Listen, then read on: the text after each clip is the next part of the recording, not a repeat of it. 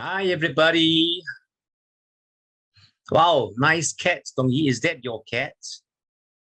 No, or your dream cat? A Siamese cat. Beautiful. Wen Xuan, well, you have your head in outer space for a moment.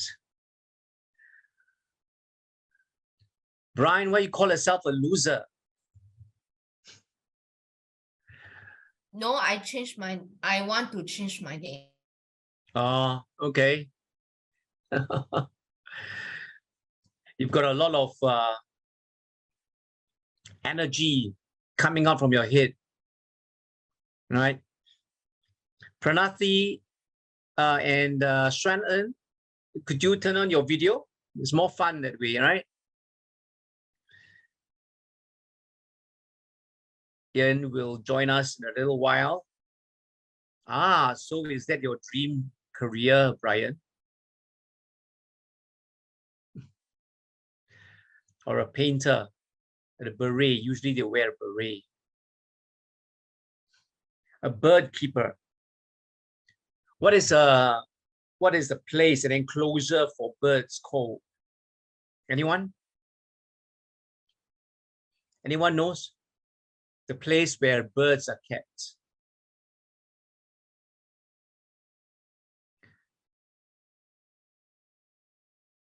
Bird park, cage, good try. It starts with the letter A. It starts with the letter A. Have you heard of a kind of the flu, the bird flu? It's also called what? It's also called the avian flu, right? Isn't it? It's called the avian flu.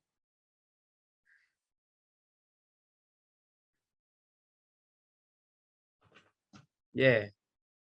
So let's call the avian. Oops. Avian flu. So avian to do with birds. So what about a place? A place that keeps birds in. That, you know, what is it called? A place where birds are kept. Live birds are not dead birds. Okay? Live birds.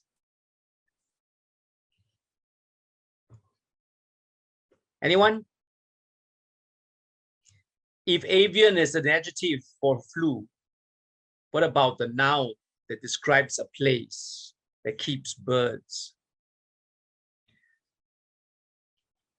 We used to study that, in primary school, right? And then we used to love testing one another and then learning some new terms and then try and see whether our friends know. Have a kind of like a bragging rights to being the first person in class to know this word, right? Paranathi, aviary is absolutely correct. Aviary, right? The aviary is a place where you keep birds. AVIA, avia, has to do with birds. So you know about the roots of words, do you? The roots of words, where, for example, we talk about spect, right? It has something to do with the eyes, with looking, like spectacles, like inspect, right? Like a specter. A specter is a kind of like a ghostly figure that you see, right? It's a ghostly vision. So anything to do with SPECT has to do with glasses or vision, right?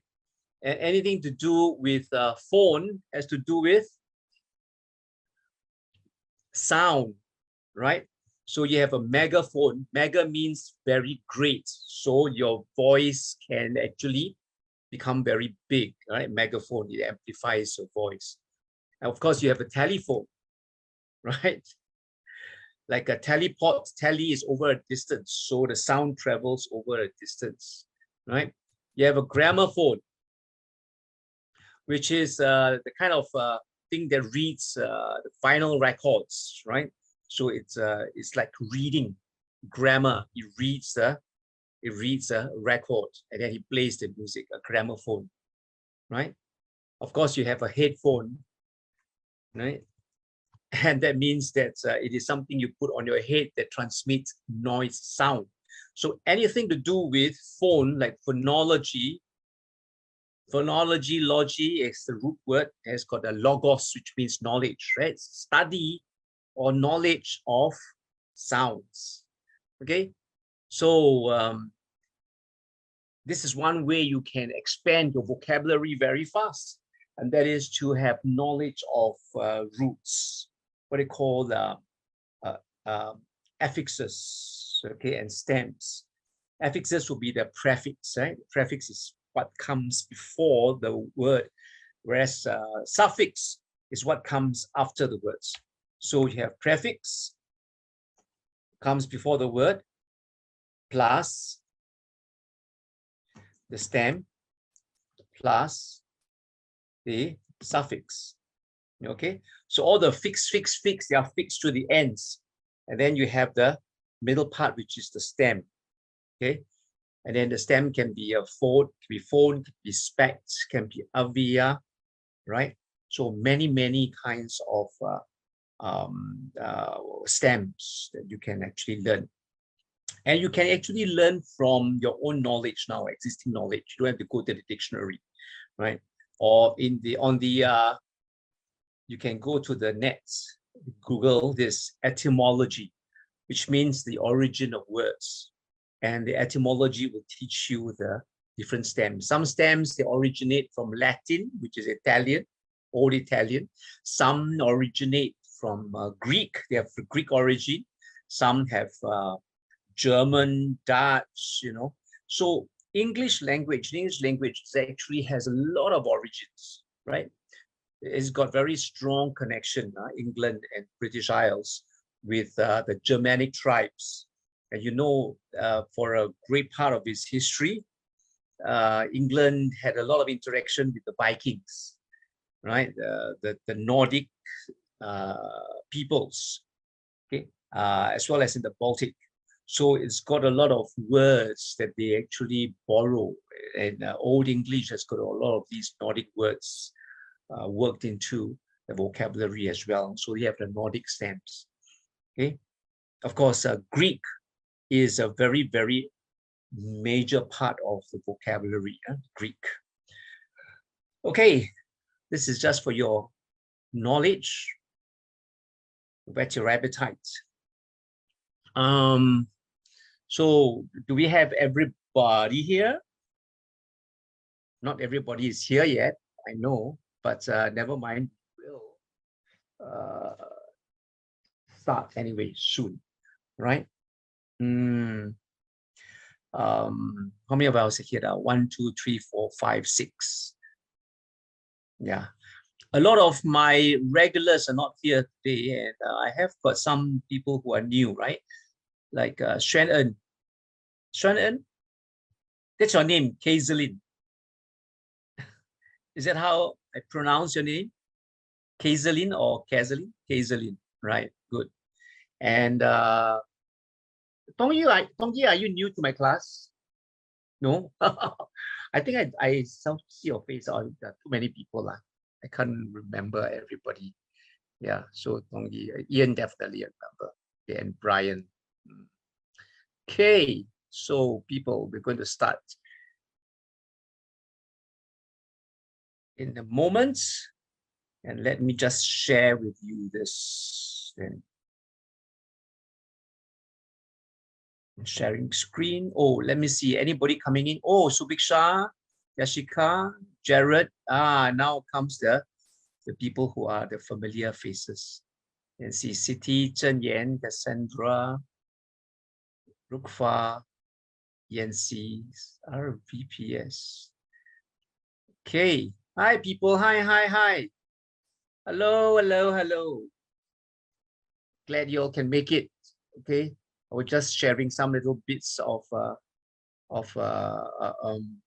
interesting knowledge about vocabulary. You can check out the review. Okay, I think we are being recorded. Yeah, recording is on. Okay, so yes, very good. Everybody feeling okay? Very nice. And Subiksha, Jared, Yashika, Lucas, yeah. Turn on your video so we have a fun time. It's more fun this way, right? You know, I always say, vision is very, very important. According to research, okay, 70% of what we learn comes through our eyes, right? Is what we see. And what we see is more powerful, the most powerful of the senses in terms of immediacy. But in terms of memory, which is the most powerful sense, do you think? That we can remember, that reminds us of things. Which is the most powerful sense? It cannot be eyes really, because could it be eyes? What are our senses? We have 5 senses, right? Anybody got 6 senses? You know, there's a movie called The Sixth Sense, right? Sixth sense means you go into the spiritual world, right? 5 senses we have: sight, hearing, smell, taste, touch, right? So which one is the most powerful in terms of memory? The experts say that it is smell. When we smell something, right, even just for once, and years later, we smell the same thing, we get reminded of not only the smell, but the situation we were in, right? So smell is a very, very powerful memory trigger. Okay. Let me share screen with you now then. Yes. Oh, is that the one? No. No, sorry. It should be this one. That's right. Okay. So these are the prerequisites. Okay. Lesson 18, you know, and we're going to look at oral strategies again, right, today, because your oral examination is coming very soon. It's just round the corner, isn't it? Just after your June holidays, I think, right? You know, when is your oral exam? May? So soon? Is it before then? No. I think you've got your timetable, right? You got your timetable. Okay. It should be in beginning of next term. I mean, is it next term? Yeah, beginning of next term, I think. So these are the house rules. Did I remind anyone, just in case anybody is new, right? Turn on the video and mute your microphone, and use the chat function if you want to ask a question, answer a question, right? But of course, you all are very civil lot, so I allow you to use the voice. You can use your mic and ask me a question. Raise your hand, you can, and after that, ask me a question anytime. Okay. I am very confident that you will not disrupt the lesson by keep on asking questions, unnecessary questions. Your call of questions so far have been very good and very, very pertinent. If you need to go to the toilet, please do, right? Ask to be excused and go ahead. We don't want any mishap happening. And be mindful to respect each other, which all of you have done very well. So we're going to have visual text, open-ended comprehension, right?